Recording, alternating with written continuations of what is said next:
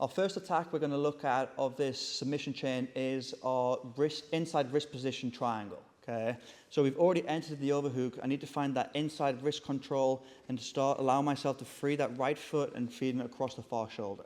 So I've managed to find my overhook, whether you've gone for your reverse Kimura option or your second option from here. Okay, I find the far lapel. Okay, I frame it on the inside of my partner's bicep. Now I need to create angle and get to my side clamp. So I got to bring my hips out to my left here.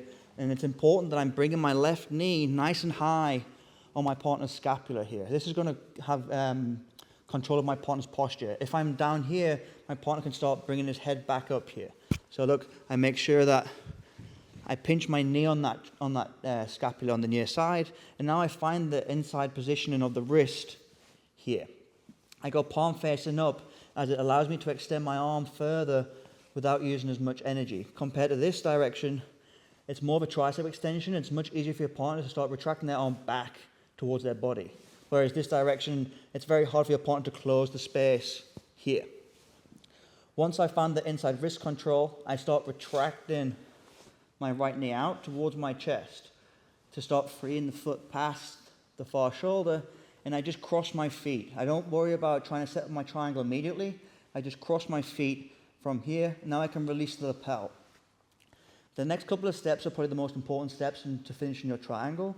I need to pinch my knees, and I have to elevate my hips. So look, I pinch, and I elevate here, okay?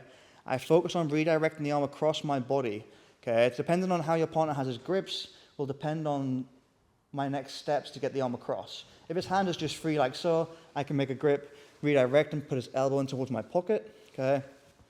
Otherwise, if his hands are connected here, which sometimes they will be, I'm just going to make a grip with the tricep and I C-cup the wrist.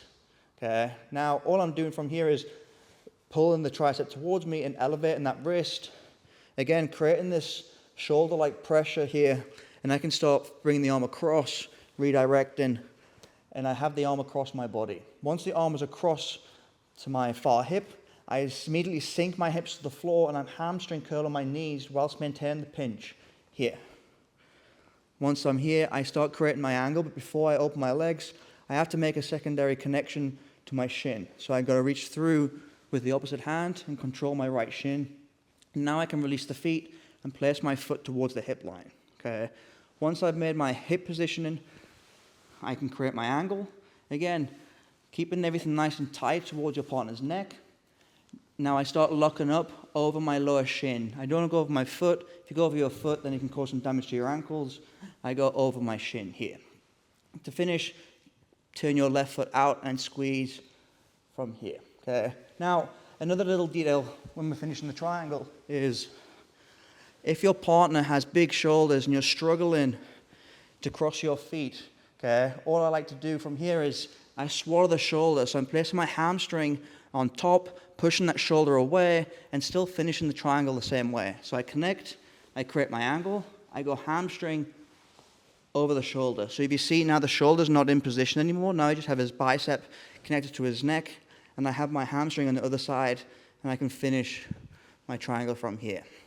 Okay, one final detail of the triangle is you don't always have to get the foot directly behind your knee, okay? You just have to get it to as tight as you physically can for your leg length, okay? Some of us have longer legs than others, but as long as it's tight enough for my body type, then I should be able to get my tap. So, again, I enter in, strip, drag, redirect, and I set my grips. Immediately frame on the bicep so you can't close the distance as I hip escape out here. Okay, notice my knees come inside already, which is going to be beneficial to start entering towards my attacks. I pummel to the inside position with my wrist, and now from here, look, I retract the knee and extend. Okay, what a lot of people do is they keep their partner's arm straight, and they get to here, and they find it very hard to bring this foot out. A nice little tip is you extend away to retract the knee, and now you can create a bend in your partner's arm and allow your arm to pass through, connect your feet, and we're addressing the triangle just like we did before, create an angle, feet in the shoulder line, and we have our tap from here. And that is your inside wrist position triangle. We're going to look at our cross-stroke variations in the next video.